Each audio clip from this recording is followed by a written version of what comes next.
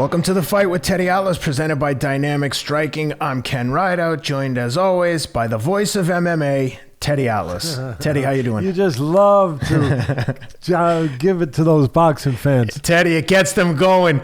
The people, I'll guarantee, before they hear my next sentence, are already typing like, who the hell is he calling the voice of MMA? Yeah, guys, I know. I'm saying it in jest. Get over it. Teddy's becoming the voice, so just deal with it. love to give those little sticks, those little jabs with the sharp point at the end. Yeah. Well, I mean, they put another, they put on probably a more, look, I'm not looking at boxing's my life, but they probably put a more interesting, compelling show on that night than boxing did. Is that kind of... Not probably, 100%. Is that kind of fair? Top to bottom, stacked card, per usual, super entertaining. Everything about it was great. The 3 featured bouts of the night, oh my God. Could they have been any more entertaining?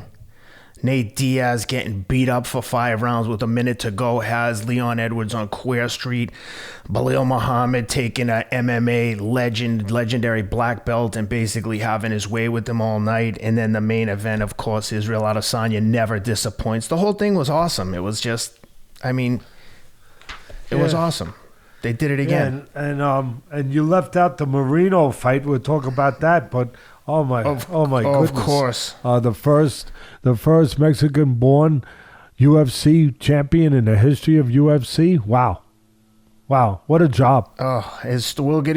We'll get into his whole story. I mean, just being like last pick on the Ultimate Fighter. I mean, talk about determination, and we'll get into it. Let's start with the Belal Muhammad versus Demian Maia fight. I mean, I think Demian Maia has been a legend for a long time. BJJ black belt. I mean, as good a Brazilian jiu-jitsu player as the UFC's probably ever seen. Just unbelievable. And Belal Muhammad coming off that unfortunate eye poke against Leon Edwards looked awesome, well-rounded, defended all the takedowns. Just an awesome performance by Muhammad. What'd you think? Yeah, I mean, he's as famous as this guy right here. Can you see this, Ken? This fellow right here.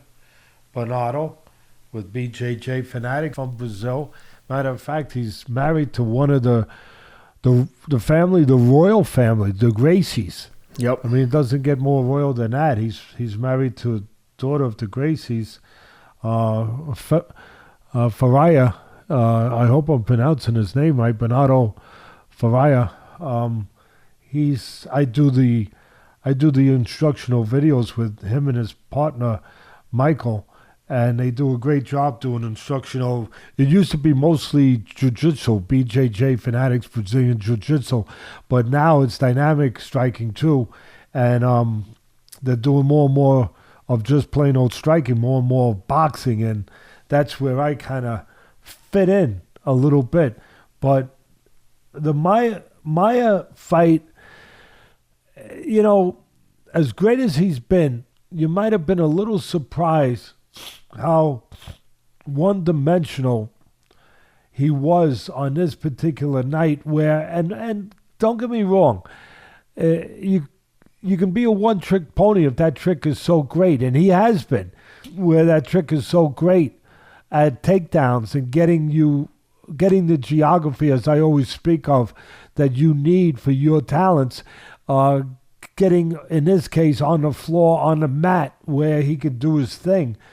But you have to have a little diversity. Either you're so great at it that it works every freaking time, or you have to have some dimension to how you're going to have or how you're going to approach your takedowns and what your options are. There was no option. It was a one-legged approach, and all night long, as you said, Ken, Muhammad was able to defend it. And all the credit in the world to Muhammad. All the credit. I mean, he knew what he had to do, and he defended it beautifully. But it was the same thing coming at him all night. The same approach to get that takedown. Almost a desperate approach. Almost approach like, I don't got anything else. And once it wasn't working, there was no plan B. There was no other way. And again, when I say plan B, I don't say step up your striking. I get what his strength is. I get it. But a different way of getting in, a different way of getting in the door. If you're a salesman, you're trying to sell something, and they keep slamming the front door on you, well, you got to go in the side door. You got to try something else. Maybe you try the phone. Hello. You know, you try something different, because that's not working. And it wasn't working. And I was just a little surprised to see again that there was, maybe at this point in his life, this point in his career, but that there was nowhere else to go for him to try to get that takedown once Muhammad proved himself so worthy of defending it, so prepared to defend it. And then, of course, that was really basically, game over, because Maia was not going to be able to outstrike him. He was not going to be able to stand on his feet and win that fight. He had to get a certain amount of times onto the floor and be productive on the floor, be effective on the floor. And the only thing, again, it was just surprising that there was no alternative, no option to the takedown for him. I hope I'm not overstepping my bounds by trying to act like I know anything about MMA other than, it's fighting and the striking part of it. But I appreciate all parts, all dimensions. And I would say, I believe it fell under the category of a one-legged approach, one-legged takedown. And that wasn't getting it. That wasn't getting it. So the only time I've seen people in any sports or any endeavors in life that are great at only one thing, and you see it, you do see it, but you have to be great at that one thing, dominant at one thing, and it has to always work. For example, the greatest relief pitcher of all time, Mariano Rivera. He beat the Red Sox a few times. You might recall that. And he, greatest relief pitcher of all time. He had one pitch, the cut fastball. Really, Mario Rivera had one pitch, basically, the cut fastball. But guess what? That's all he needed, because it worked every time. I mean, he was able to execute. He was able to make sure it worked. Look, Vince Lombardi, some people think the greatest coach of all time. One of the greatest coaches of all time, great leader, great motivator, great pioneer. He had the Green Bay Packers. He would run, his thing was to run the power sweep. The Green Bay Packers were known for the power sweep. And his famous words, Vince Lombardi, the great Vince Lombardi, was that he would say, you know what? I could tell you it's coming. I could tell across the field, hey guys, here comes the power sweep. And we're still going to do it. We're still going to pull it off. We're still going to be effective with it as long as we execute. As long as everybody on that line makes their block. The guards have to pull. It's got to be synchronized. It's got to be perfect. It's got to be timed. It's got to be what it's supposed to be, where it's a coordinated effort. And if everyone does their job, you could know it's coming, and we're still going to be successful with it. And okay, but other than that, I haven't seen where there are times where that one great ability, it ain't enough. And on Saturday night, it wasn't enough.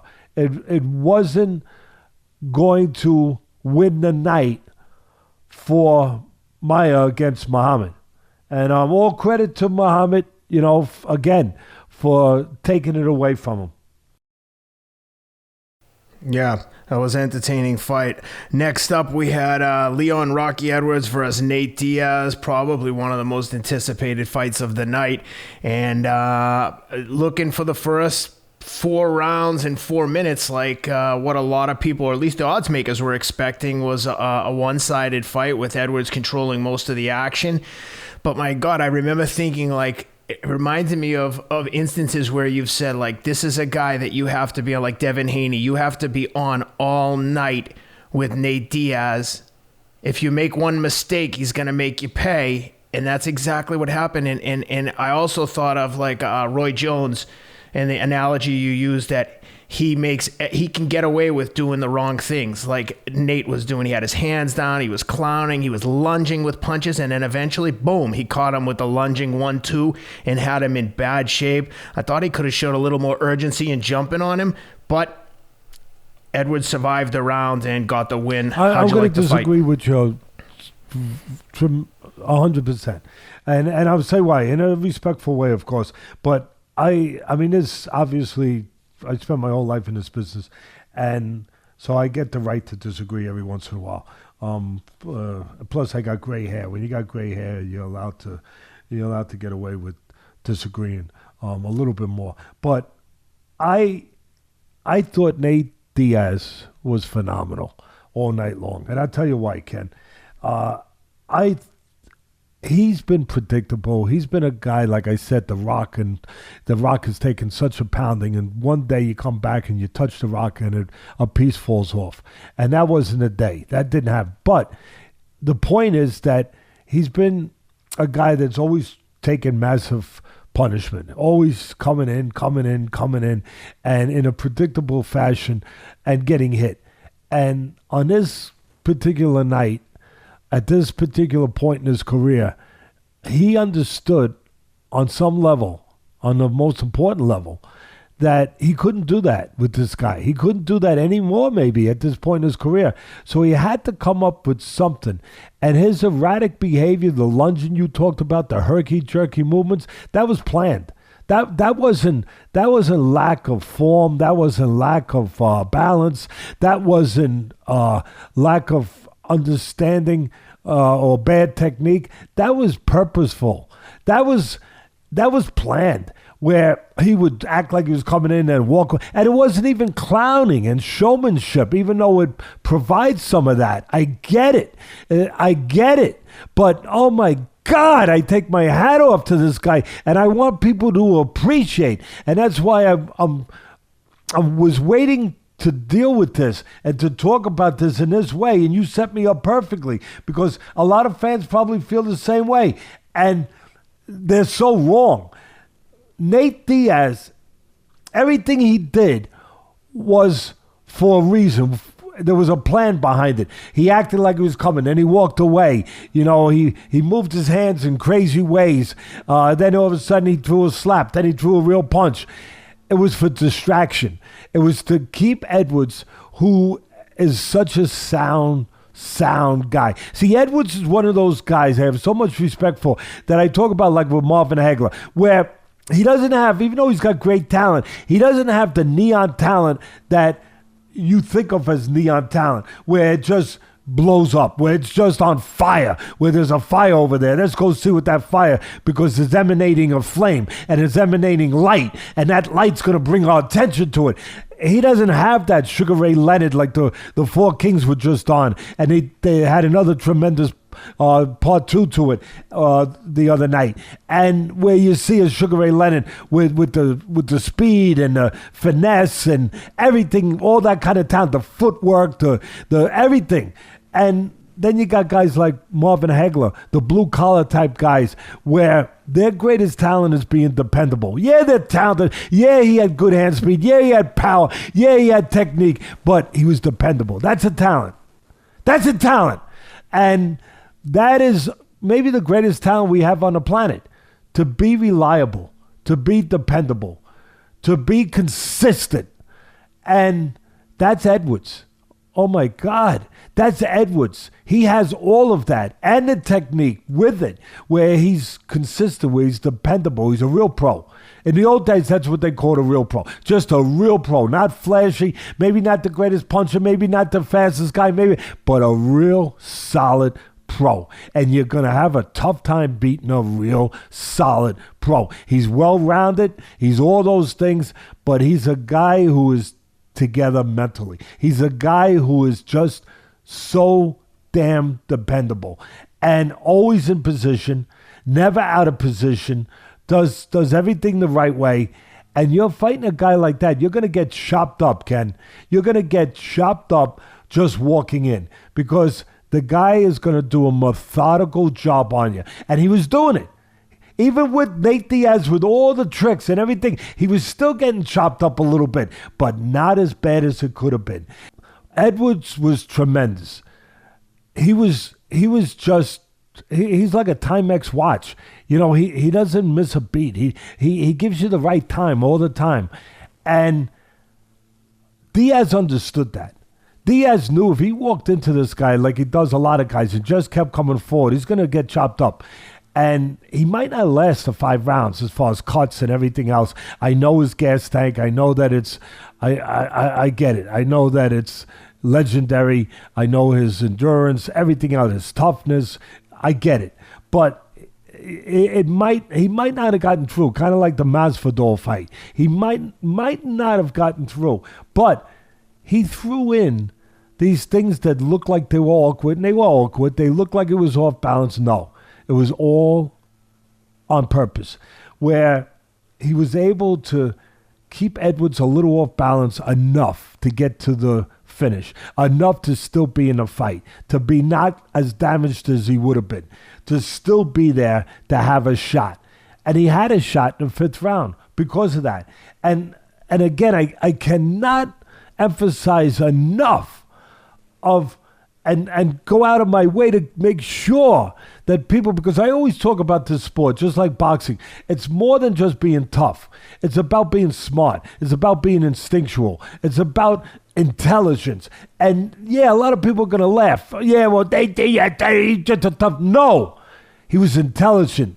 He was doing those things to buy time, to get him through with as little damage as possible. And it got him through. It kept Edwards just enough off balance. It screwed up his timing just enough where he was able to be there for a big 5th round. And oh my God, what a 5th round. And then in the 5th round, talk about the fight's in a fire and you got to pull it out of the fire. What does he do? Again, he doesn't lunge. It wasn't lunging. He didn't. It was all on purpose. And it was all set up from what he was doing earlier when he was moving his hands and he was doing all that kind of stuff, looking like he was going to do some kind of cheap magic trick, you know, like you do with your grandchildren or you do with your nieces and nephews, and you distract them and then you pull something from behind their ear. You know, all of that was to get Edwards used to it, to make Edwards think, okay, nothing different's going to happen. It was all part of the setup, all part of the thinking, all part of the scheme. And then what does he do? First of all, he makes sure that he gets into the southpaw stance because he switches.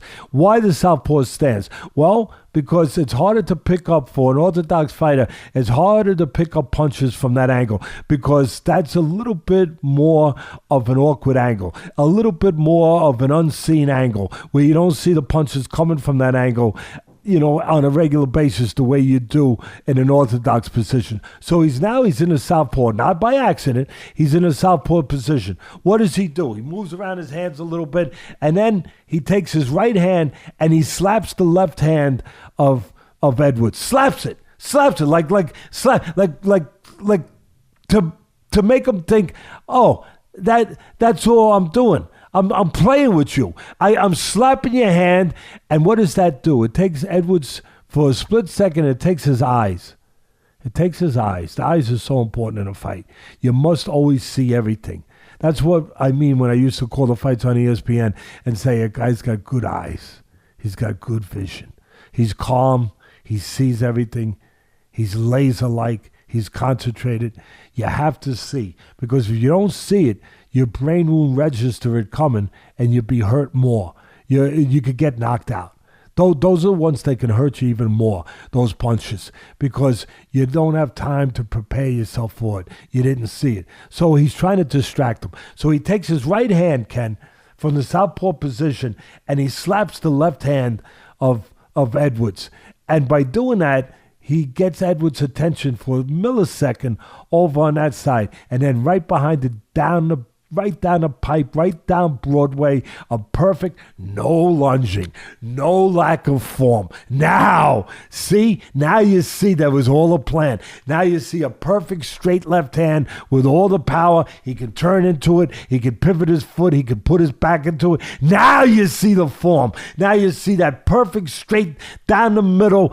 Boom! Left hand, and it almost knocks him out. All the credit to Edwards, because he doesn't really see that. So all the credit to Edwards. He gets hurt bad, and he survives it because of his character, because of his toughness, because of his mentality. He survives it. But both of them, I can't give enough. There was a book was written in that fight.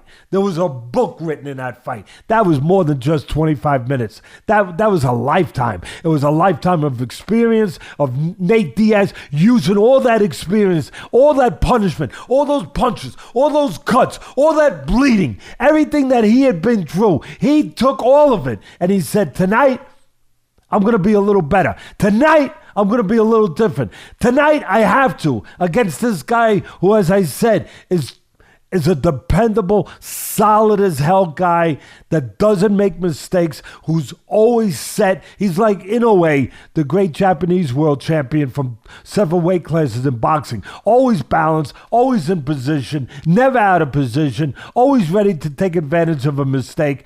And Diaz, for all his chicanery, for all that looked like joking, looked like mugging, it looked like, circus stuff. It looked like having fun. No, it was all premeditated. It was all planned. And every bit of it had a purpose to it. To keep Edwards just enough off balance where he could get to that fifth round. And then, again, slap with the right hand, hits his left hand, slaps it, and then bang, a perfectly placed straight left hand. And you know what? He almost did pull it out of the fire. Tremendous. It was tremendous theater. It was tremendous effort. It was tremendous skills. It was tremendous mentalities. It was great. It was great on every damn level. And I hope that I did them justice just now in the last 15 minutes of properly putting it forward to everybody out there that might have thought they just saw another tough Nate Diaz just walking you down. And he does, and he did, but it was more. It was more to Nate Diaz on Saturday night than that.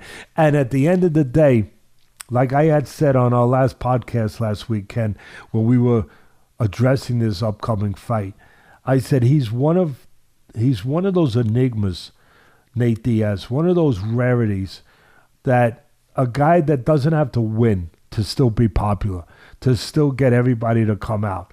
Kind of like Arturo Gatti, kind of like Mike Tyson. There was only very few of those guys that can lose fights and they're still going to fill a stadium. People are still going to love them, and they're still going to come out to see them. You know why? Because of the way they get it done, because of their style, because of how they bring it, and what they bring every time they're freaking. It doesn't come down to just winning and losing. It comes down to what they bring every time, and you know they're going to bring it, and you know you're going to love it. Hey guys, want to take a minute to give a shout out to our newest sponsor, Magic Spoon. As many of you know, I've been running competitively for the last few years, and one of the things I've been trying to do in addition to a ton of training is eating healthy. I've been trying to cut down on carbs, sugar, basically all unhealthy foods, and recently was introduced to Magic Spoon. They've got 0 grams of sugar, 13 to 14 grams of protein, and only 4 net grams of carbs in each serving.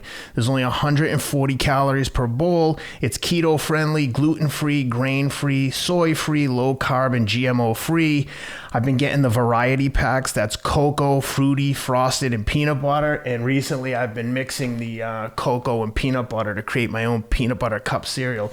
And more important than what I've been doing for myself is it's been a great source of reward for my children. I've been letting them have cereal every day. Typically, I try to limit their like sugary processed food intake, but with the addition or the introduction of Magic Spoon, the kids have been psyched because they've been eating cereal guilt-free, or at least not having to earn their bowl of cereal by doing a million chores around the house for me like they normally would have to do.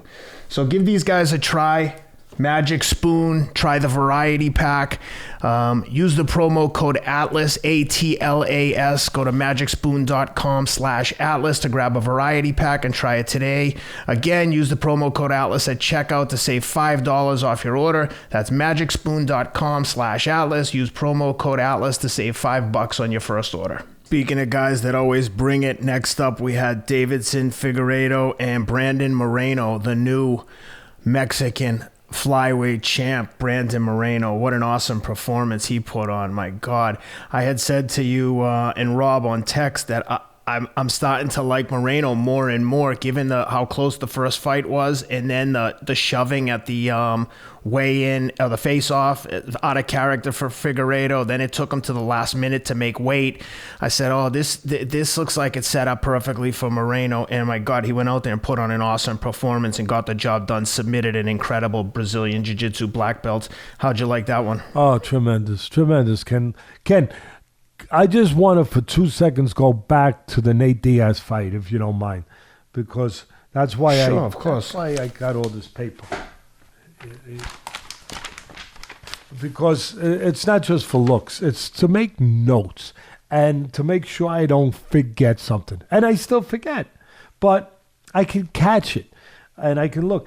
I just want to make note. I was so frustrated doing that Nate Diaz fight in the 5th round. I was tweeting like a madman, and I couldn't get him up quick enough because my feed, I don't know if this happens to you. I mean, you probably have your own private satellite, so it probably don't happen, you know? I wish I had my own. I love you, Ken. I love you. And I wish I had my own private satellite, but I don't. And so I had to, I had to, be at, the mercy of like the regular people, out there. And so... Well, at least people see your tweets. Mine just go into the ether. No one really responds, so satellite be damned. No, they love your tweets. So I'm trying to get... And the feed is going in and out. It's stopping. I got to reboot. I got to start... Oh, my goodness. I don't know if any other people had that problem with the UFC feed that night, but I don't know. But I sure as hell did. And so anyway, I'm trying to get him up real quick. And I'm watching the 5th round, and those guys, the broadcasters, are tremendous because they're touching on things I just touched on here and there, Rogan and all of them. I mean, they're just tremendous. They really are. And he was with Anik and Paul Felder. Yeah, Paul Felder was replacing DC. Usually it's and Anik, of course, is just, he's like Edwards. He's steady. He's always there. Always there, always reliable. And he's a Boston guy, so he's tough, smart, all those things. Yeah, of course. John Anik. No, of course, that goes without saying. And Mario Rivera, boy, he beat those Red Sox. He really beat them. He really used to handle them. Anyway, I digress. So I'm watching it, and it's the 5th round, and I've been talking about how Diaz, trying to give him credit for what he's been doing all night long. Like, there's a method to his madness. That's what I'm trying to say. And I am saying it. And now I see what he's going to do. I just see it. I said, oh, my goodness, I see what's going to happen here.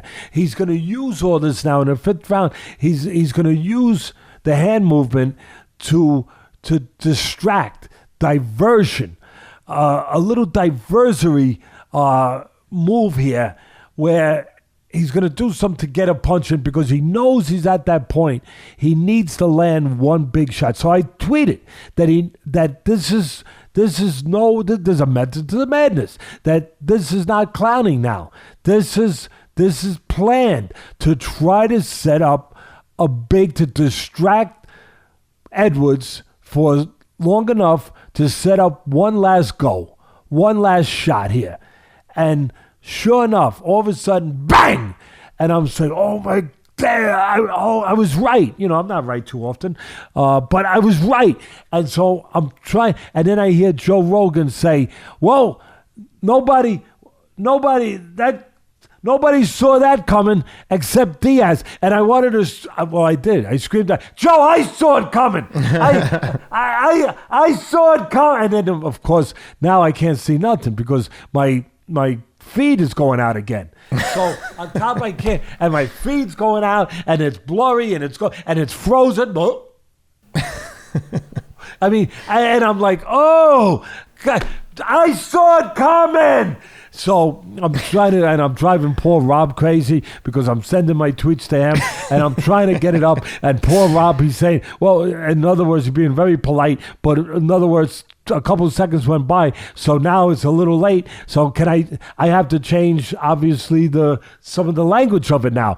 Oh, I thought I was saying, whatever, he had to change the tense of it now, you know, so he's doing that, and it was very frustrating when you finally know that you know something, that you feel that you're on something, and you can't quite get it across on time, you know, and it happens, and you're there like, oh, you know, you wanna take a listen. I don't think this is. I'm honest about my feelings and stuff. Well, I don't think it's the worst thing. You want to take a bow.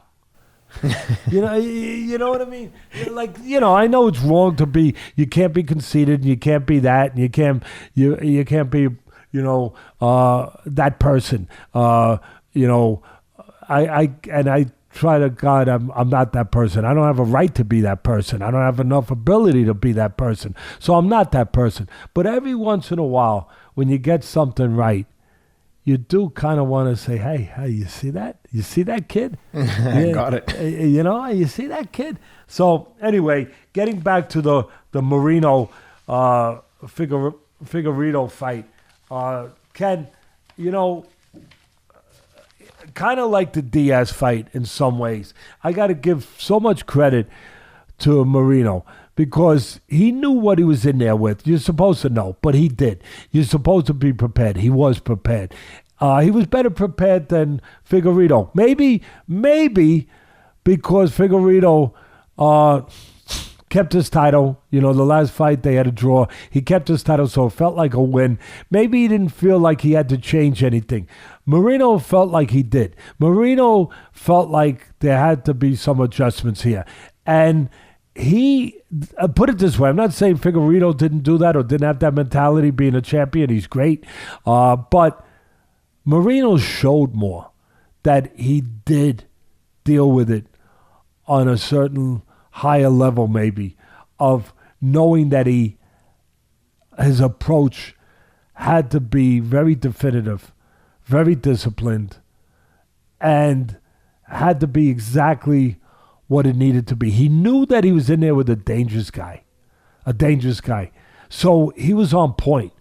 And he took the attitude, he took the approach, he took the game plan, because you have to have a game plan. His game plan was this.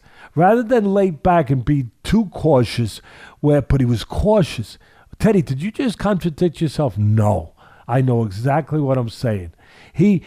A lot of people said he was more aggressive. Yeah, but in a cautious, aggressive way. A smart, aggressive way. Where he knew he had to be in charge. He had to be in control. He knew that the guy was very, as I just said, dangerous, Ken. So, what do? You really have a couple options, maybe two. You lay back, you lay back and you're real cautious. Or, and this is the or. He took the or. You press the fight in a very controlled, aggressive, but controlled, cautious, smart manner. And you get just to the edge of the cliff. You get just to that point where something's going to happen, where you're forcing the other guy to do something. In this case, you're forcing him to make a mistake. You're forcing him to throw a punch. And then you either counter it or you beat him to the mark. Oh my God, it was brilliant. He knew he had a dangerous guy in front of him, and what he did was he pressed it. He wasn't going to wait for that danger to come and find him on its terms. He was going to go and he was going to disarm that danger on his terms. He was going to deal with that danger head on his terms, where he had a better shot, where he caught the shots, where he was in control. So what he did was, he was more aggressive.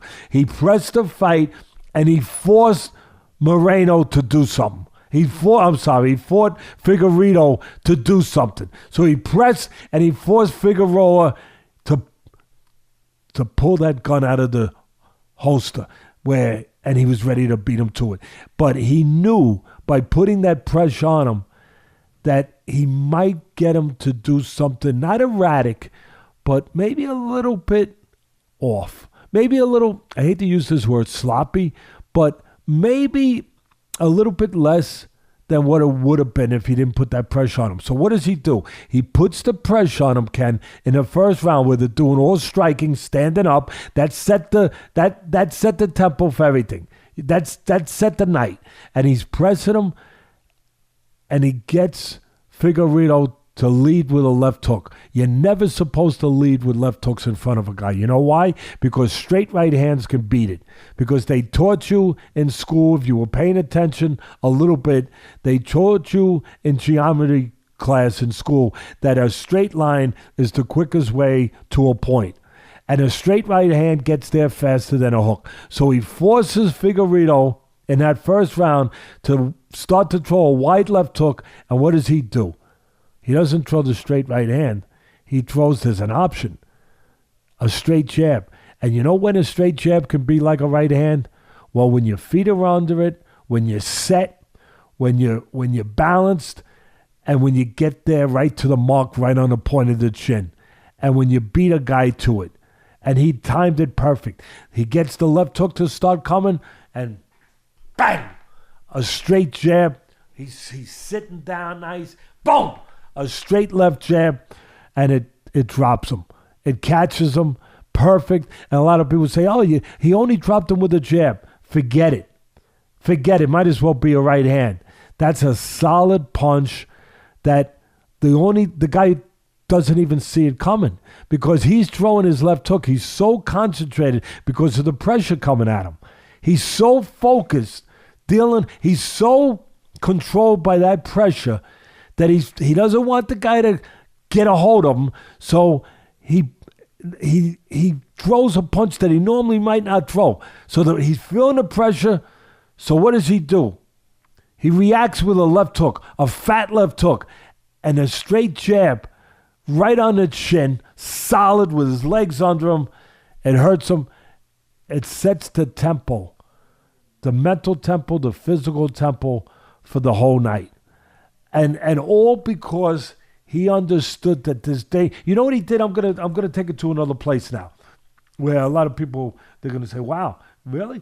Because they think this word's not allowed to be used, and they're wrong. Moreno used his fear. Yeah, everyone's got it. I'm not saying he was scared. This is a whole different ball game.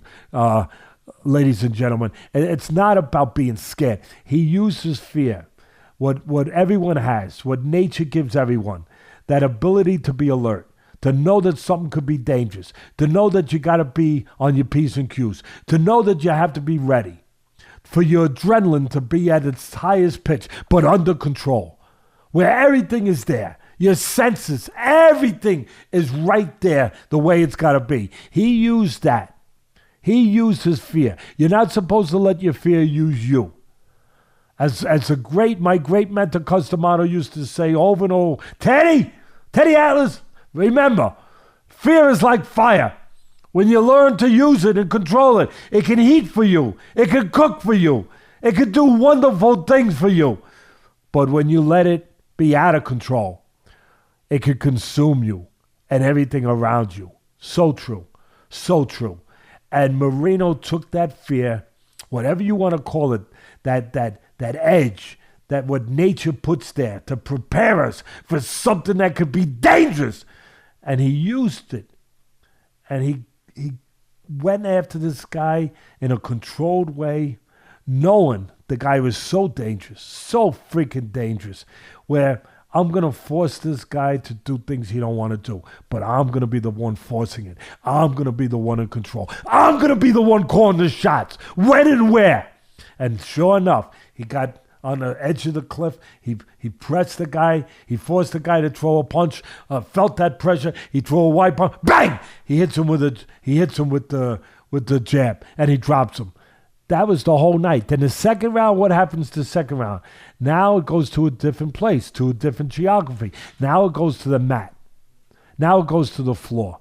But the same approach, the same mentality. He knows that he's dangerous on the floor too. He knows Moreno's dangerous. He knows the other guy's dangerous. They're both dynamic athletes. They're both explosive athletes. He understands this. So he's so ready.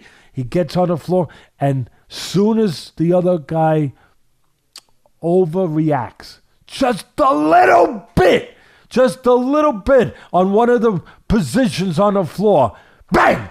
He mounts the guy, he jumps him, and he gets himself into that position where he's got the upper hand where he can submit him. He's got him in a submissive position. But that's what it was. He forced the guy to make a mistake, to overplay one of the moves on the floor, one of his positions on the floor, just a little bit. And listen, I know Moreno's quick, but he was so quick this night. I know they're both quick, but it was more than just being quick physically. It was more than that, Ken.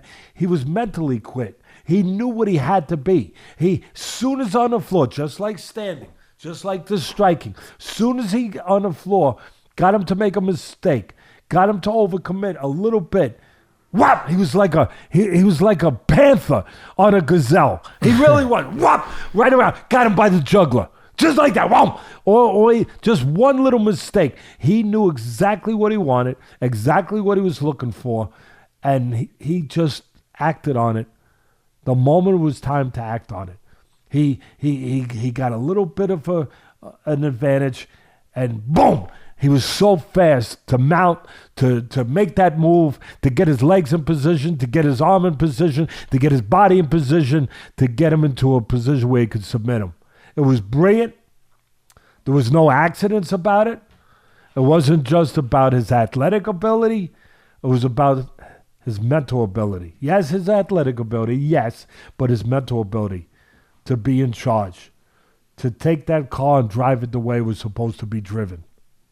You could have a Ferrari, and if you got the wrong guy driving it like me, it ain't going to look like a Ferrari going down the road, okay?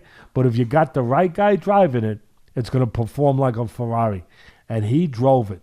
He drove it. Oh, my goodness. It was, again, just like I broke down the Diaz purposely, so I just want people to appreciate what these guys are doing.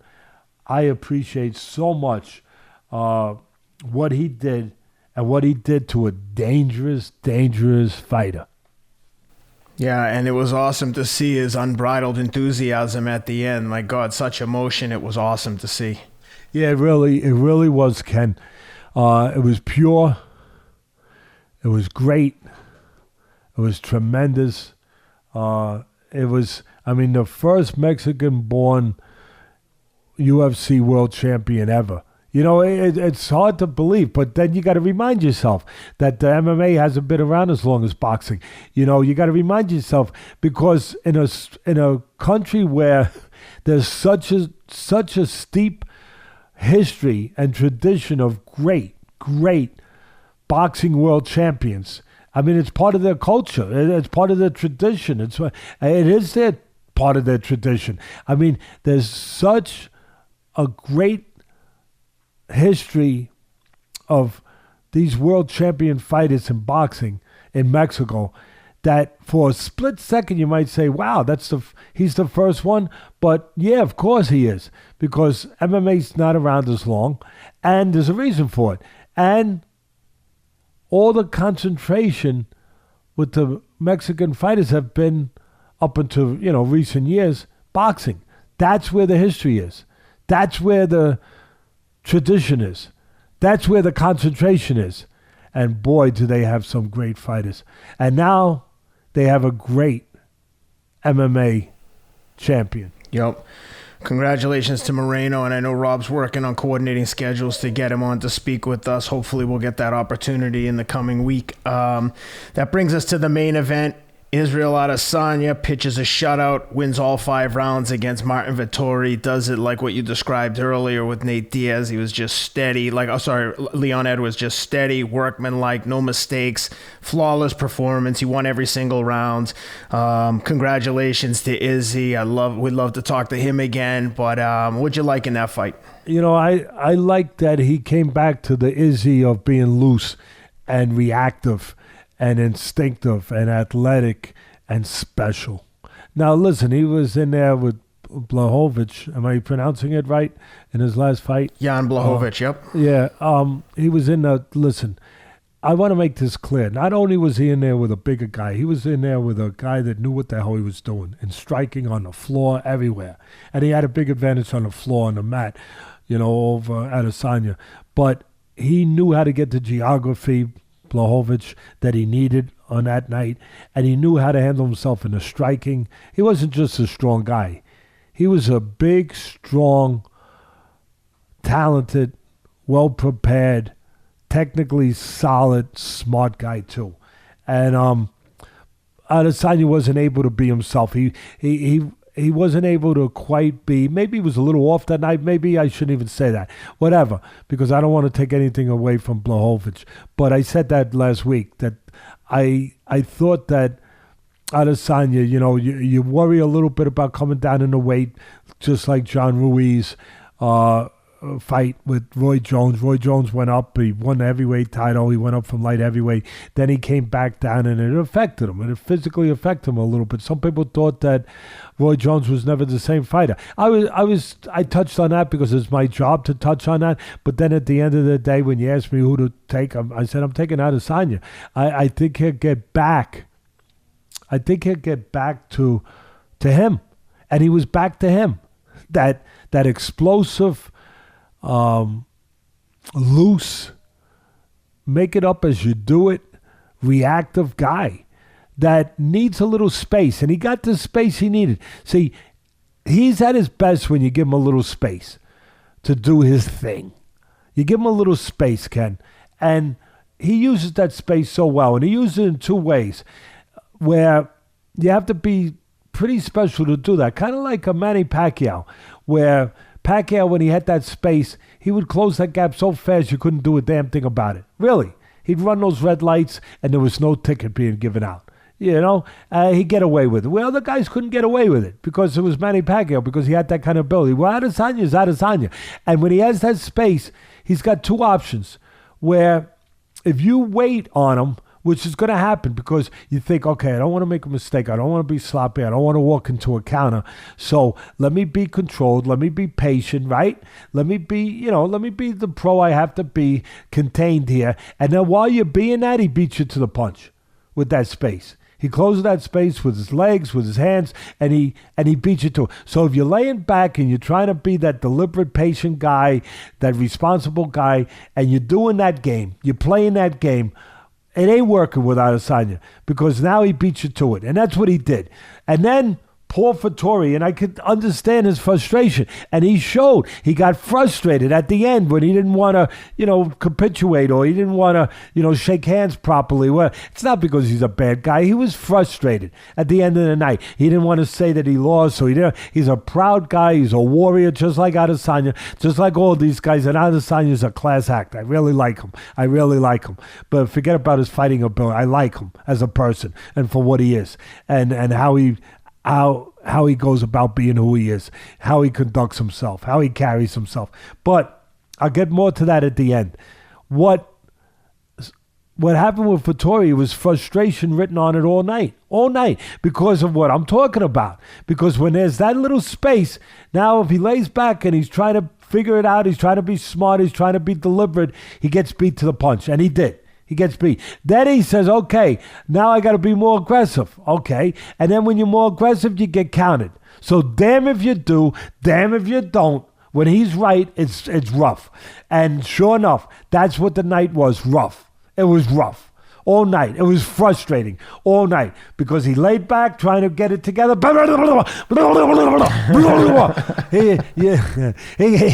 He beats him to it. And then all of a sudden he starts coming. All right, I got to press. My corner just told me. I heard the corner. You heard the corner. Come on, you got to get doing. What are you doing? What are you doing? Why don't you try fighting the guy? That's what he probably thought about, but he's not. Because the corner's doing their job. They're doing what they got to do. But still.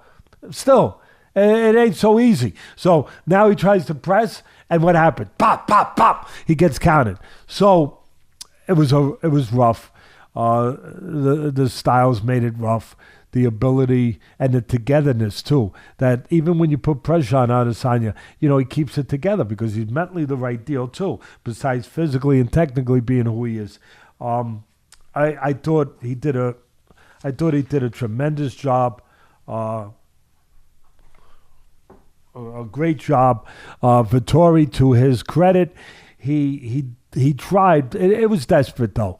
But he tried to change the geography. He knew at some point he couldn't win standing up on the outside with those gaps, with that space I just described. He knew he couldn't win a fight that way. So he tried to get to where he had the edge, where he thought he would have the edge. Physicality, in close, get on the mat, and be able to be the better guy there. Take away some of the things that he was dealing with on the feet. Again, change the geography, get a takedown, get him on the mat and be able to use his abilities, his strength and his abilities there. And he desperately tried, to his credit, to shoot for the takedowns, to do that. But to the credit of Adesanya, he was tremendous at either preventing the takedowns or escaping them. Escapability, baby. The great quarterbacks. Escapability. John Elway, all those guys. Escapability. Even your guy. Oh, he's not your guy no more. Brady. But he didn't have... My new guy, Mac Jones. Oh, Mac Jones. Yeah, he's going to be great. My son loves Mac Jones, by the way. My son, of course, is the assistant director of scouting for the Raiders. And he thinks Jones is going to be... You know what? I mean, this is blasphemy. It's going to sound like blasphemy. But he actually said he's Tom Brady. I know that's crazy. Nobody's Tom... I get it. But that's how much he likes the guy. He said this guy is cerebral. This guy is good in the pocket. He's calm. He's accurate. He's smart. Anyway, he likes the guy. There was a lot of good quarterbacks, obviously, but he likes him a lot too. And but anyway, getting back to this, give credit, really, give credit to the escapability, the preparation it takes to be ready that Adesanya was to either prevent the takedown or escape the takedown when they took place and got back to his feet and then back in charge to where he wanted to be doing his thing. So a lot of crowd. Again, Vettori was frustrating, a little desperate. He was in a desperate way trying to get him to the mat, but it was all he could do. And Adesanya was prepared for that thing. That part of it, he wouldn't let it happen. He's a special athlete. As I said, he's mentally special, where he's so smart and he's in control. He's confident. He's instinctual. He controls his range well. As I said, he beats you both ways. You come in he counters. If you lay back, looking to time him, he uses his quickness to still, do what he's got to do and close the gap and get to you. I'll finish with this. I like Adesanya as a person. Remembering just what he did at the end there. Standing and just when he was doing the interview at the end and with Joe Rogan, and he was remembering and standing up and making a statement about his poor friend who was murdered in New Zealand. I believe it was in New Zealand. Terrible. Just terrible. Guy went up behind him and hits him from behind where you don't even see it. And he falls and he hits his head on the ground and dies. That's foul vaca. In New Zealand, this happened. Yeah, he was part of their team at City Kickboxing with Gene Berriman and Izzy and his whole team. Yeah, condolences to the Falvaca family. I just love Izzy, the way he stands up for his friend, the way he made his statement, the way he would not forget. He's a listen. I just think he's a terrific person. Obviously, he's a great fighter. I know, I know that. I know at the end there, he used some language that wasn't the greatest language, but you know what? It's in the moment after a fight. It's in the moment. It's not like it's when kids are hanging out like in a party. You know what I mean? It was in the moment. It was in a fight. I'm making no excuses, but it's in the moment in a fight arena, and it's within the realm of what it is. And so he's used a couple curse words, but at the end of the day, again, it's within the realm that he can use that. You don't have to, but you can understand it. And again, he's not doing it, he's not doing it in a place that I'm not saying any place is the right place, but he's not doing it at a place where it's definitely the wrong place. And he's doing it because he's proud and he's passionate about what he does. He was a little insulted that Vettori, and I understand the frustration in Vettori. I understand it very well, and I think I described it very well. But his pride, Adesanya, like all these guys, he's a proud guy, and he wanted some kind of admission, I guess, that hey, tonight I was better. Congratulations. He doesn't want you to go on your knees, but he wants that some kind of respect of that sort, of that kind of on his own volition, where the guy's admitting, hey, tonight I was the better guy for a lot of different reasons, but I was the better guy. And the side of Adesanya, of that proud guy. You can't be that proud guy and not sometimes have those feelings, and that it comes out that way. That's part of being that proud guy. And I think he's a classy guy. That's why I'm explaining it this way, because a lot of people say classy, but he said that, yeah, he's a classy guy, the way he conducts himself. And I think most of these guys that I see in the UFC, they all are. They're savages, like my son says, when he's describing to me these football players, these athletes, in a complimentary way in that world, he says that these guys are savages. Some places it might not be complimentary. There it's complimentary. These guys, they're savages. And these UFC guys, just like the great fighters, they're savages. And they're proud warriors. They're smart and respectful, and I find them to be special, and I find Adesanya to be that, as I find so many of them. Holloway, all of them, Poirier, our guy, just so many of them, and Ganyu, just one after another.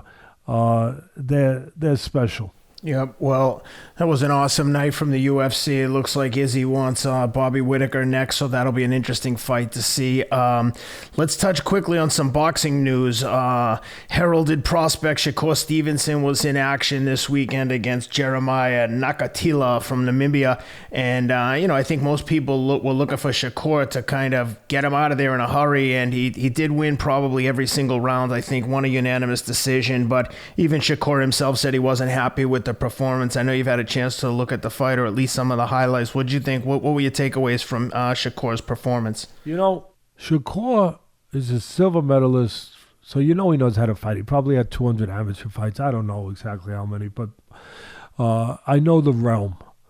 I know where he comes from. I know what goes into that. Starting when you're 10 years old, 11 years old, whatever age it was. And you get to a silver medal, you have talent. You're a fighter, and you could fight because you're fighting the best fighters in the world. Maybe they're 3-round fights. So what? They're the best fighters in the world, and you're fighting them for years up to the, leading up to the Olympics internationally. So you already have put yourself in a certain category that you know what the hell you're doing, and he knows what the hell he's doing. And then it's a matter of how you do it and all the other parts. And he reminds me of a guy, I used to say this on ESPN sometimes, like a cake, where, and I'm no chef, I'm no baker, but where you see the cake and it's beautiful. It's perfect. And you cut it open to take a piece of it and it's perfect. The way it cuts, the way it lays, the way it looks. Oh my God. You're drooling to get a piece of it. And then you bite into it. And it's not that it's bad, but it's missing something. You ever have that experience, Ken? Where it's, go ahead, Ken. Go ahead. I see that smile. I have it with my wife's. Be careful. Be careful. With my wife's with my wife's cooking sometimes, but I dare not. I made the mistake once or twice of saying something's missing in this, and she was like, why don't you make it the next time and you won't forget anything?" So then now it could be a chicken pot pie with no chicken, and I'm like, this is the best. Oh, the chicken's so good. As soon as this comes, you're done. You gotta. Oh, I've been done for a long time. She knows. It's done, Ken. Get those menus out and start thinking of where you're gonna order. Really. I know you got a few menus hidden away somewhere, the fast food, whatever. Get them out and start figuring out. Get the phone numbers memorized, and start getting ready to make those calls. Listen, it's like the movie 300. Remember in that movie 300 where the messenger comes to Sparta? He comes there to meet the great United. What was the great warrior Aronitis? What is it? Aronitis? Yeah. Yeah, Aronitis. I think it was. Aronitis. I think it was Aronitis. But anyway, great warrior, And so the messenger goes there to Sparta, goes inside the great walls of Sparta. And he's bringing a message. And just when he's about to say something. Leonidas. Thank you, Ken. Leonidas. And just when he's about... Thank you, Rob. Just when he's about to say something, Leonidas says, "Remember now, watch your words. Be very thoughtful of your words. You're in Sparta. A man must be responsible and held responsible for their words in Sparta. Unlike some other places in the world, but in Sparta, watch what you're about to say." And he said the wrong things, and he got pushed down that hole. he got it was a hole that never ended, where he's still falling. He's still falling. I would just say it's already too late. I hope you don't get pushed down that hole. Ken, you got to watch your words when you're in Sparta or when you're in a marriage. That's true. Watch your words. So, listen, I'm not knocking Shakur Stevenson in any way. I just went through the trouble of saying he's special. A guy that can win a silver medal in the Olympics, can get to that level. I think he lost to the Cuban. They're the top team in amateurs. You are special. You're damn good at what you do. But you're also attached to your style. Styles make fights. Styles make for people that are loved by the masses. Styles make. There's a reason why, Tyson's style made people love him, because he knocked guys out. He had the power. He was aggressive. That was part of it. Arturo Gatti, aggressive, good puncher. That's part of it. Now listen, I know there's so many different styles. Stevenson is, if I was to use an analogy in another sport, in baseball, he's the quintessential pitcher. He's the great pitcher that doesn't have a fastball that blows you away, but he's got great control, and he mixes it up and he disarms you. He disarms you. And you could be Babe Ruth up there. And sometimes he's either going to disarm Babe Ruth or Hank Aaron or whoever you want to put forward as the great hitter. He knows how to change the speeds. But a lot of people, they appreciate it, but they might not come out to the ball fields to see that. They might come out there to see Hank Aaron. They might come out there to see Babe Ruth. They might come out to see Willie Mays because they come out. They want to see the action. They want to see the home runs. And listen, again, nobody's got to explain to me the greatness in being able to disarm somebody, whether it's at a baseball diamond, disarm the guy that's standing at the plate, take the bat out of his hands, or do it in a ring. Nobody's got to tell me how great that is and how special that is and how difficult that is. I get it. But I also get the idea that fans are drawn by action. And if you want to be a superstar, and look, the promoter Bob Arum is putting him forward as their superstar. He's one of the main guys that they're putting forward, that they're looking out for. They're picking his fights. They're protecting him. They're doing, and he don't need a lot of protection. He could beat a lot of good fighters, but they're going to control who he fights, and obviously, he's their guy. He's one of their marquee guys that they're gonna put forward as telling the audience, we got him, telling their executives that give them the money at ESPN, we got this guy. He's one of their faces, along with Crawford. There are other guys, of course. They got Fury now. They gave him $100 million a couple of years ago to sign up. They got him, but he's one of the guys that they put forward as the face of their promotional company. What you're gonna get, and they're gonna do everything to take care of him. And so he's got the best of everything. And as I said, there's nothing he really does wrong. But part of what makes you in anything is not just your physical talents, but it's your temperament. It's your mindset. It's what you are. It's you. I mean, it's the core of what you are, how you think, what you believe in. And no matter how you look at it, there's no arguing that for the speed, he's got good speed. He's technically so solid. He can go get you. He can counter. He can do all those things. He knows everything, and he's a southpaw. He knows everything in the ring, Shakur Stevenson. But his temperament is to be cautious. His temperament is to be careful. That's what it is. That's what it is. There's no getting around that. And sometimes people don't want to mark on their calendar to watch a guy who's careful. Yeah, again, they applaud, they recognize but that doesn't mean that that's what they want to sit down for an hour and watch. A guy who is careful, a guy who's cautious, smart. I'm not knocking him. Smart. He's aggressive in a proper way when he has to be, but also with a cautious tone to it, a smart tone to it. Hey, listen, somebody could argue right now in the middle of this, hey, Teddy, it worked pretty good for Floyd Mayweather. He had that kind of temperament. Yes, it did. But he was fighting better fighters. He was taking risks with those better fighters. Maybe it'll still come there's still plenty of time. I get it. He's a little limited there of fighting those kind of fighters, though, because being in the stable of Top Rank, not much different than PBC. I'm not picking them out. I'm just saying, you're only going to fight the guys that they control, the guys that they can control. The promotion. They can control.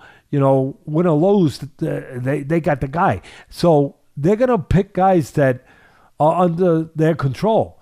And some of those guys are not the guys that are going to give you the greatest test or what we're talking about, where fan would say, okay, there's a risk here.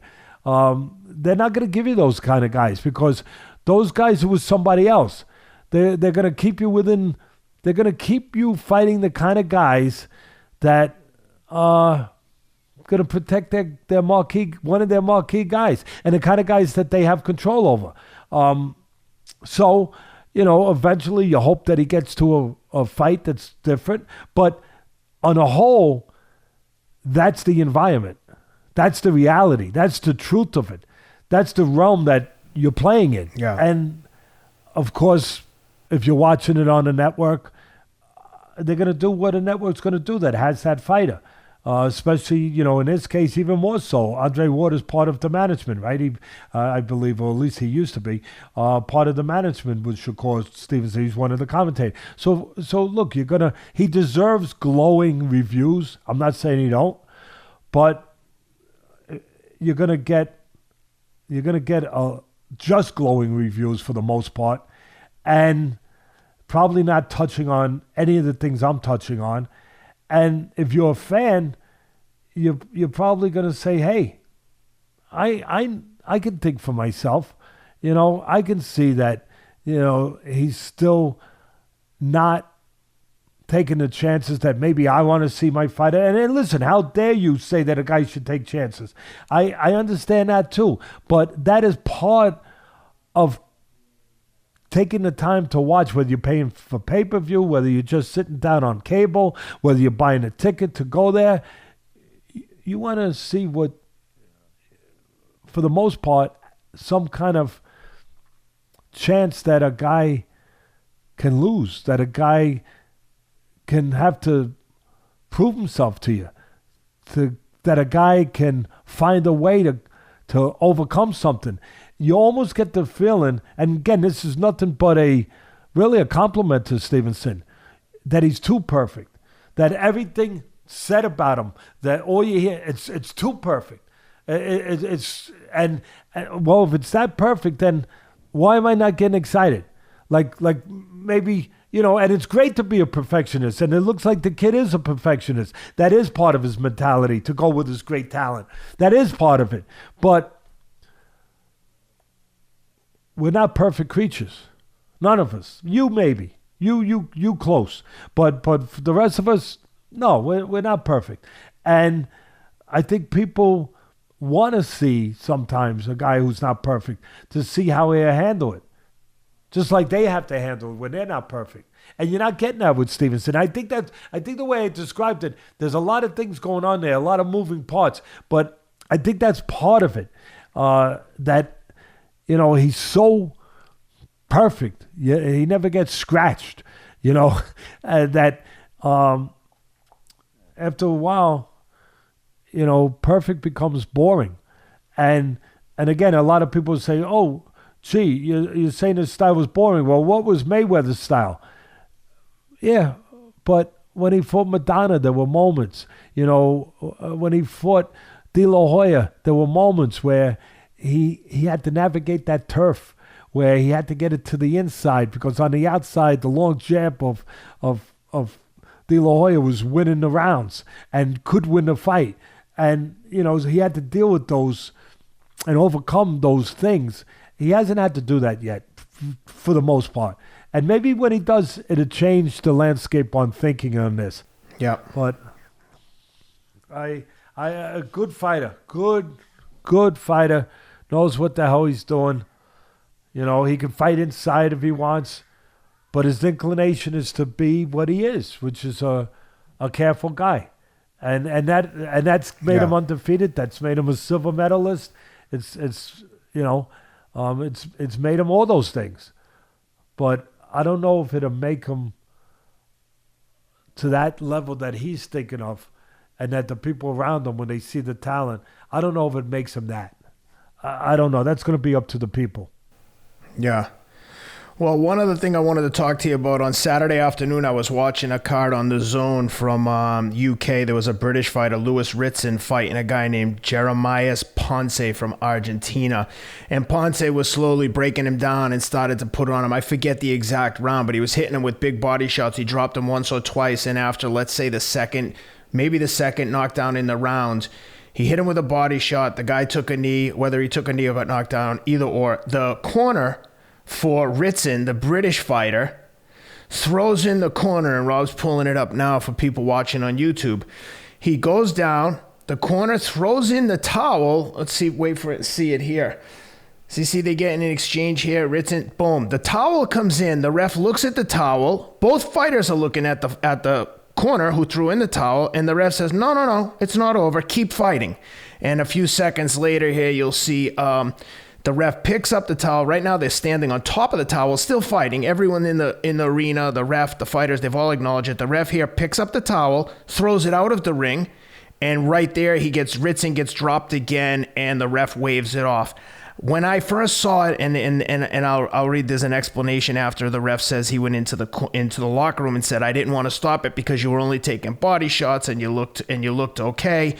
But when I first saw it, I'd never seen that before, where the ref refuses to stop. That was his trainer and also his dad who threw in the towel. Have you ever seen that, where the someone throws in the towel and the ref refuses to stop the fight? Yes, and I guess further proof that I've been around 400 years. I hate to offer that proof, but you forced me to. But yes, I have, and I've seen the same thing. I've seen actually refs pick it up and throw it out, and the fight continues. And there's a reason for it. In some places, there's actually a rule that you can't throw a towel in. A lot of people think you just throw a towel in. I get it, but there's actually a rule in many places with the commission where you're not allowed to throw a towel. You could get up if you want to stop the fight. You're supposed to either get the doctor's attention, or you could get up on a ring apron with the towel in your hand and get the referee's attention that you want to stop the fight, but you can't throw it in. And I guess the reason for that rule is that theoretically, it could be a distraction. You throw the towel in, and all of a sudden, one of the fighters sees the towel, and then all of a sudden they get hit, and it changes the course of the fight. So I kind of understand that rule a little bit. I'm not saying I would obey it if I was in that position, because obviously you want to stop the fight immediately, and you don't want to risk any more time going by, and you figure the easiest way and the traditional way, the way you've always thought was the way to do it, was to throw a towel in and get the referee's attention and get the damn thing stopped. So I've seen it before, and I understand the reason for it, as I just explained.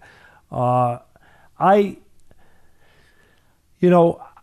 saw it and I watched the replay, because you brought it to my attention and you sent it to me, when I watched the replay of it, the funny thing about it was, just before the towel came in,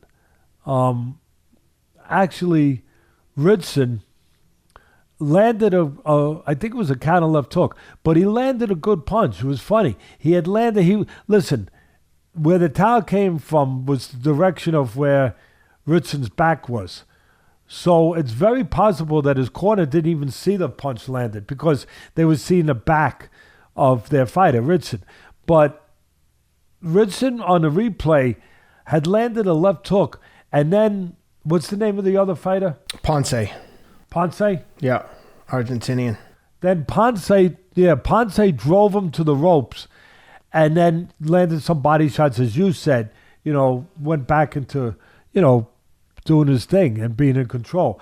But before they went there, before they went to the ropes, Ritson had landed a left hook, and I found it curious. I said to myself, gee, Ritson just landed a left hook, and now comes to towel. I wonder if his corner saw that the left hook was landed there. And I wonder if the referee saw it, and he probably did. And I'm saying to myself, maybe that's why he didn't stop it, because he saw that it wasn't all one-sided, where Ritson was still firing back. He still landed a punch, and he wanted to give him an opportunity, a further opportunity, because in his mind, as the referee, and maybe seeing something that the corner didn't see, he sees the punch landed. He sees there's still a chance, and he wants to give the fighter that chance. So I'm not trying to protect the referee by any means, but I'm trying to give an explanation to what might have been the reason behind what we saw. Yeah, and the ref apparently after the fight, he went into the locker room to explain to Ritson why he didn't stop the fight, and he said that because they were body shots, he didn't think that he needed to stop it, and if they were headshots, he would have let it continue. But strange decision nonetheless when the trainer... No. If it was headshots, he would have stopped it, you mean, not let it continue. Yeah. If it was headshots, he would have stopped it, but he didn't want to stop it because they were only body shots, which again seems like a strange decision for the ref to make when the corner is saying, like, my man's taking a beating. Like, maybe they know something the ref doesn't know. I know what I might say in that? You know what I might say in that situation? What's that? When he says that? Hey, ref, you ever feel those body shots? They freaking don't tickle. Yeah, exactly. Hey, ref, those body shots, they're no walk in a park. They're no ice cream sundae with a cherry on top. Yeah, that's right. They hurt. They hurt a little bit. Yep. You know, it reminds me of the great Joe Louis, who was doing a commentary, and the great Don Dunphy was the commentator, and they're doing a fight. And the guy's getting banged with some body shots, and all of a sudden Don Dunphy says, and this is with the great Joe Louis there, he says, it don't look like whoever the fighter was is enjoying those body shots too much, Joe. Don't look like he's liking those body shots too much, Joe. And Joe Louis, in his always, controlled, underspoken manner. He was a classy guy. He was and he was smarter than people ever gave him credit for, because he didn't talk a lot, so they thought maybe he wasn't smart. But he was a very smart guy. He would say things sometimes when he said them that were very witty when he did say them.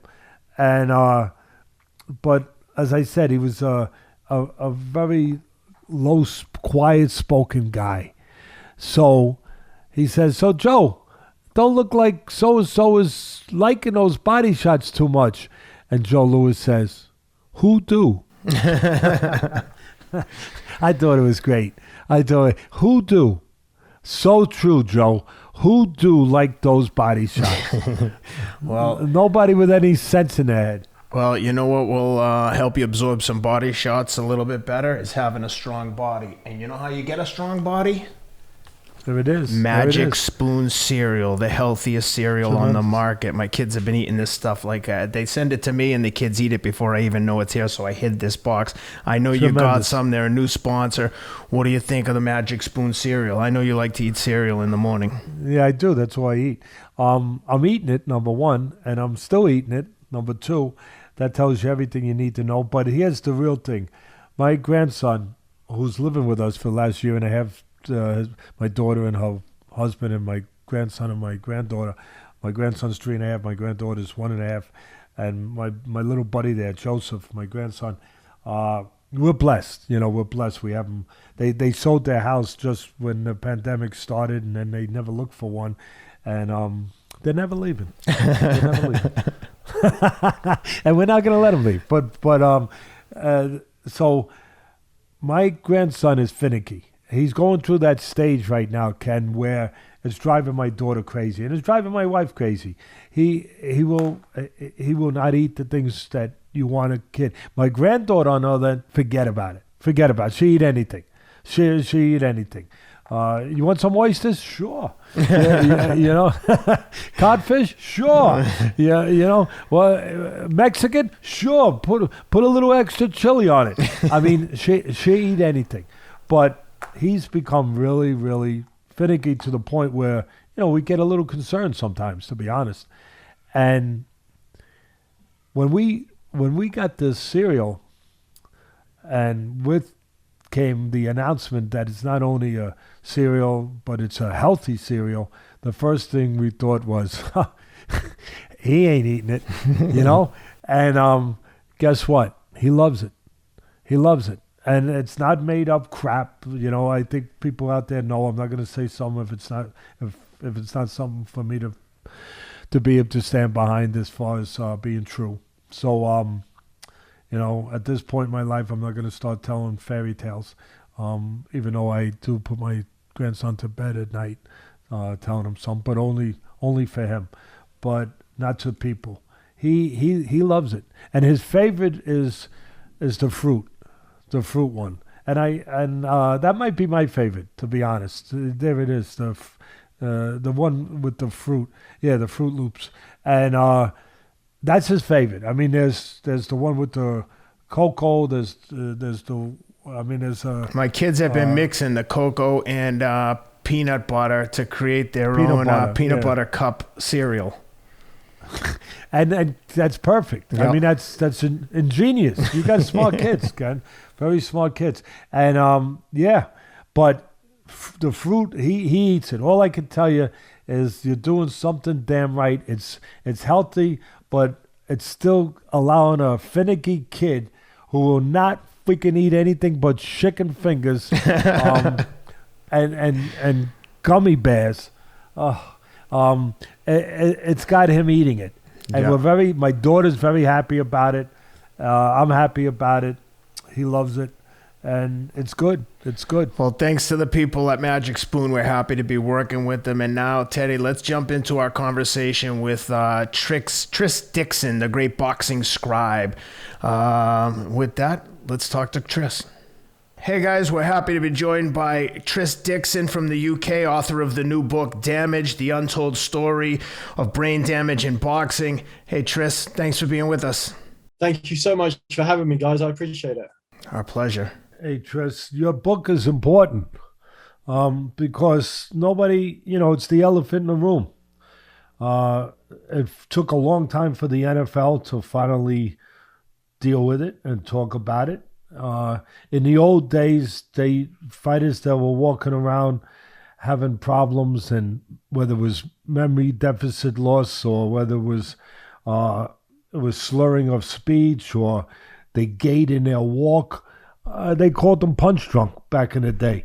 And, and nothing, everybody just thought, well, that's what happens to old fighters. But actually, it's what happens to anybody who gets hit too much in the head, whether it's a soccer player, whether it's a football player, of course, whether it's a boxer. And in the NFL, it was a problem. And now the medical term on it is CTE. It's not, it's no longer punch drunk syndrome. It's it has been classified as a understanding of what it is and a term put to it. And CTE has finally been addressed after years of not, as I said, being touched on in the NFL, where they're doing things, trying to be proactive, coming up with different measurements to try to deal with this problem. But the problem is, unlike the NFL, unlike any of the major sports, boxing has no national commission, no czar, no person in charge, if you will. And definitely nobody that would want to bring up the elephant in the room when obviously everybody's making money, and there's nobody to say, hey, this is going to come and be a priority above making money. So you have come out with a very important book. It's called Damage, The Untold Story of Brain Trauma in Boxing. And why don't you take it from there? Well, thanks, Teddy. I really appreciate that. And yeah, I mean, you touched upon many of the aspects as to why I sort of wrote the book, really. I mean, firstly, I think, when you talk about punch drunk and fighters, there's a really negative and derogatory connotation that's been attached to boxing and boxers for a long period of time, for decades and decades. And footballers and athletes from other sports don't face that same negativity. For boxers, it generally seems to be, people think it happened to you if you weren't very good, or if you're a journeyman, or if you were a sparring partner, or whatever.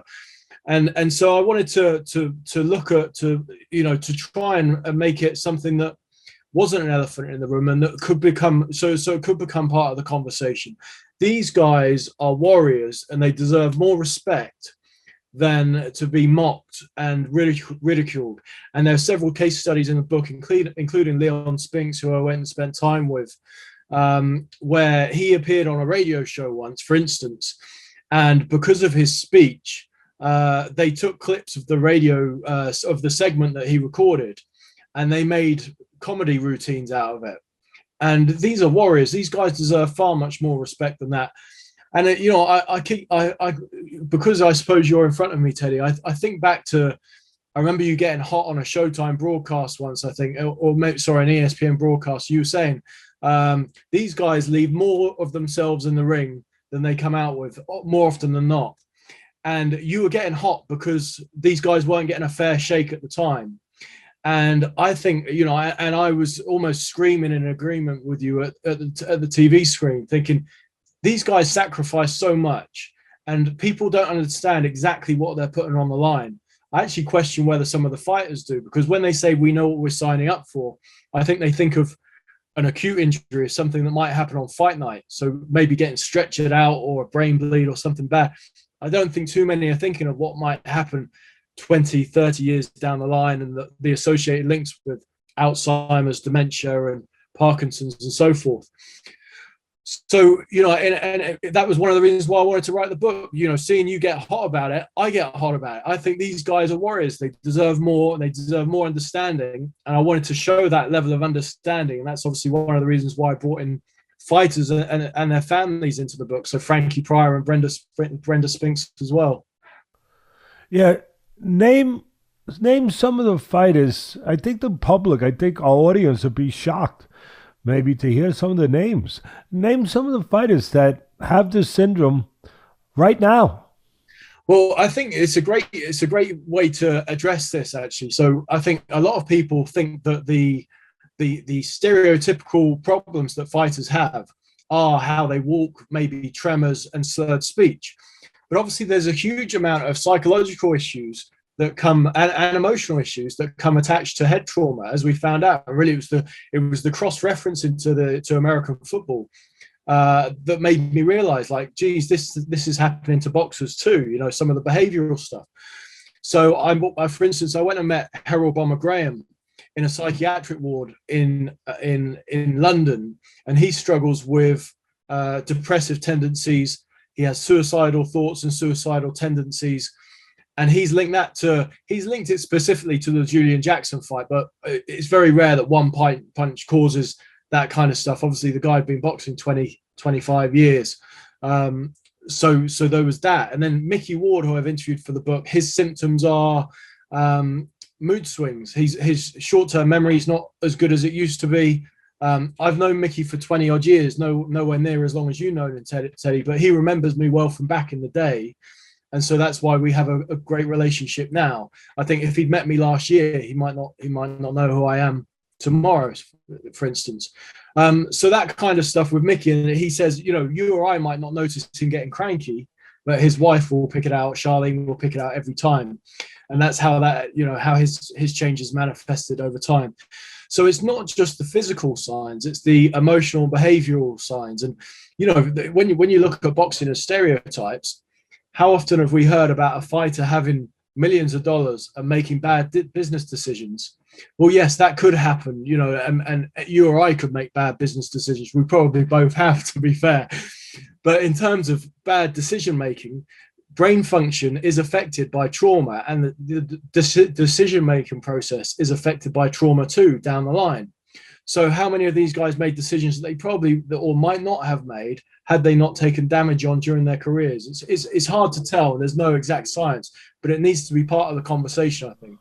And even worse than that, Tris, is the fact, oh my God, I can't believe I'm about to say this, but one of the reasons that I would go so berserk on when I had my platform on ESPN is that, again, with no policing of this, with no czar, with no national commission, nothing in place, really, other than someone like you coming out and me when I was yelling about it on ESPN and you coming out now with this book, but really to address it in a proper way. And the thing that I'm going to say is there are fighters that have this syndrome that are still fighting, that are actually fighting. I mean, we're talking about retired guys. All right, that's one thing. But I remember years ago, Meldrick Taylor, Oh my! I mean, Meldrick Taylor was an Olympic gold medalist, a world champion, and fast hands from Philadelphia, the Warrior, the whole thing, and he shouldn't have been fighting anymore. I mean, this is a guy who was lost. This is a guy who had problems speaking anymore. He had all the symptoms that we're talking about. And I remember years ago in Atlanta, he was still fighting for short money on some small show somewhere. I mean, that shouldn't be happening. No, I mean, so there's a couple of points with that really is, the problem is when these guys get a level of fame, if their old trainer or promoters kick them to the curb, there's always a young buck wanting to make a buck and wanting to get their name. Obviously Meldrick, he might be shot in boxing terms, but he's still a name and he's got name value. So people will want to get attached to that. But what you're talking about is obviously the wider scheme of care for fighters, which is so important. And I think, it's terrible, even in the US alone. So there's some states where you need an MRI to box. There's some states where you need a CAT scan to box. There's some states where you need both. And some you don't need any. Exactly. And that's in one country. So obviously, I know you wanted federal reform. We're talking to Senator McCain, but even if you addressed it in the US, we're still different over here in Luxembourg and Germany and all the rest of it. So I think I've been thinking about this more and more, I think, since the book came out. And I think the best way of doing or approaching this would be for a League of Nations. So the top commissions in the US, the British Boxing Board of Control, some of the better recognized ones around the world, to join hands and have the same regulations and same regulations across the board, medical regulations, suspensions, and lead from the front and want other commissions to join with them. Because I can't see any big global federation being formed out of nothing, unfortunately. Hey, Tris, I know that you... prior to writing the book, you were the former editor of the Boxing News and now doing some freelance writing. Can you talk a little bit about your background and what made you decide to write this book? Yeah, sure. So I've been working for Boxing News as a freelancer. I started in 2001. I joined the staff in 2007, became the editor in 2010 and left there 2015. So I still freelance for them now, and I've been freelancing for Ring Magazine since the Nigel Collin days, and I think it's about 2003. I've been the No Filter boxing presenter on BT Sport over here, and I've also done a lot of work for Sky Sports in the past over in this country too. So I've been around boxing for 25 years, and so I've been thinking about writing a book about life after boxing for a while, and thinking about why fighters historically have struggled. And I started to narrow it down to three things. And the first thing was they struggle with the loss of routine, in the sense that they've been used to getting up, they've been going to the gym, or they've been doing their road work, they've been going to a day job, and then they've been going to the gym, the boxing gym in the evening. And then that routine all changes as soon as they're no longer a boxer. I think there's also a loss of identity, where everyone, the whole conversation around them is, when are you fighting next? How can we get tickets? You putting on sport, and then after they've had a fight, or how did the fight go? And so their whole identity is lost in being a boxer. So when that's taken away, they don't really know who they are any longer. And then obviously I think the hardest thing to replace, and it's harder for fighters than any other sportsman, because you're putting yourself out there more than any other sport, dare I say, is the adrenaline buzz of fight night. So those three things that you lose, the adrenaline buzz of fight night, which, drugs haven't replaced for any fighters as I'm aware of, even though many have tried, the loss of the routine and the loss of the identity. I wanted to write a book about that, but then I started to learn about head trauma. And I was reading League of Denial, which is the NFL book, kind of about the concussion crisis in the NFL. And I was reading about these guys like Mike Webster and reading about some of their behavioral issues. And I was thinking, geez, this has been going on in boxing since the 20s or even before then. And, and then obviously I started to read more and more about these case studies in America with the NFL. And I was thinking, geez, this is boxing. And then it was only really through a deeper dive that I started to actually learn out that this CTE, chronic traumatic encephalopathy, is actually punch drunk syndrome. It's just the medical terminology's changed. So it's exactly the same thing. And I was thinking, hang on, the NFL's doing something about it. Soccer over here is doing something about it. The NHL's done something about it. Even the WWE has done something about it. Yet boxing, and it's our issue because it's punch drunk syndrome, has done nothing. And it drives me crazy. Let me ask you something, Tris. Aside from the family and people like we're talking right now, and this is a hard, straight at you question. Who in boxing cares? You know, I said that since when the book came out. I mean, I've kind of done my bit now. Let's see who's paying attention. And Thomas Hauser said the same thing when he reviewed the book. You know, I'm interested. It's so hard, isn't it, Teddy? Because you know how the sport works, and it's like a treadmill where everyone's on that same treadmill racing to the next pay-per-view blockbuster. And, you know, all these guys, you know, the scrap heap's mounting and the guys flying off. I don't mean to look. I'm not trying to be mean-spirited or saying, but this is a serious subject right here. Do you know any promoters who care? Well, hey, so there's this fighter study in Las Vegas, which is being run by Dr. Charles Burnick. And so Bob Arum is involved with that. I think the Heyman Boxing Organization is involved with that. I think Golden Boy is, and I think they're investing into this brain study survey. But in terms of what's being done logistically to help the guys, there's not a great deal being done. You know, stuff like unions, pension funds, you know, this stuff should have been in place for decades by now, and we're still going around in circles over it. So I think also one of the main problems is 1% of the people, the top 1% of people in this sport probably make 99% of the money. So it's all very well people like us talking about it, but unless you're up there with one of the guys making tens, if not hundreds of millions, what can we do? I mean, we can on goodwill, people like yourself and maybe me and Margaret Goodman and a handful of like-minded people, Thomas Hauser, who want what's best for the fighters, could unite and create something. But what can we do financially?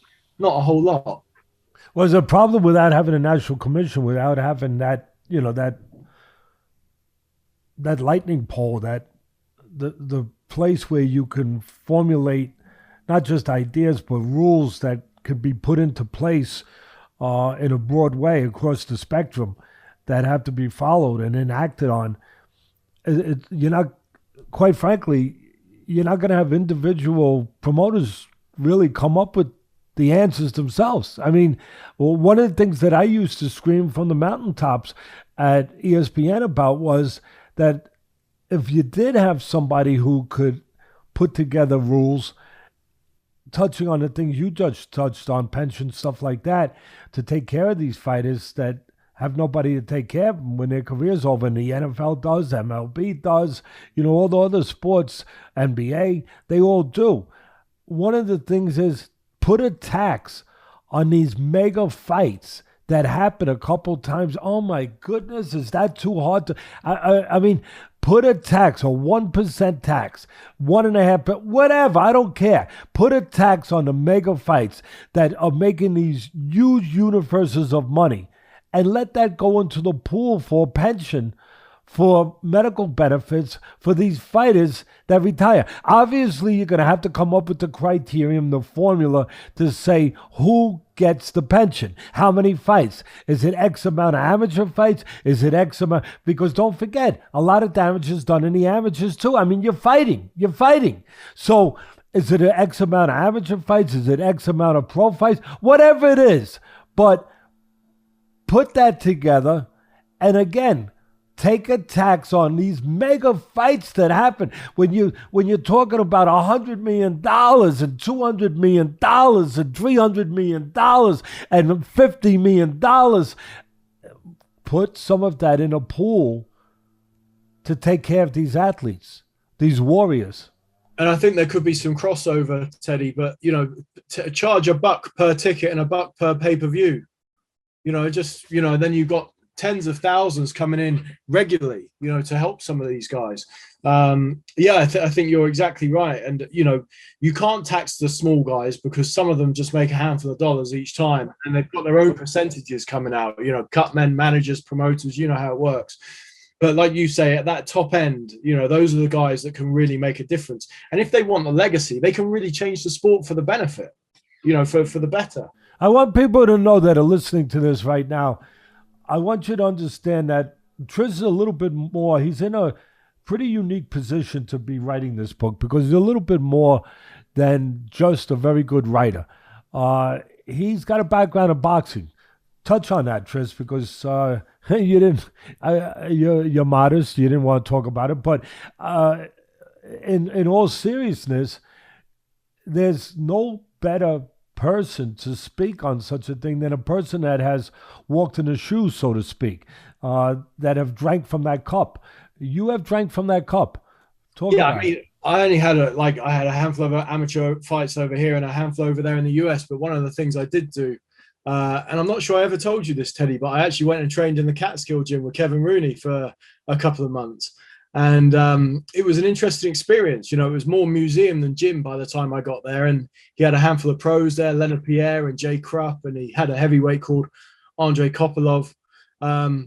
And yeah, I boxed. It's funny, really, because my memories of that, which I have very fond memories of being in Catskill. I actually love the town, the neighborhood, and the area and stuff. So obviously, as you know, it's a you probably have some headaches from the sparring. But go ahead. Yeah, well, no, that's where I was coming from. So I remember this guy Leonard Pierre, who wound up fighting John Duddy and Kelly Pavlik in the pros. Leonard, you know, he caught me with this beautiful right hand, and it sort of froze me. So I was looking at the old rickety light above the ring, which you'll remember, and I was stood there, still stood up.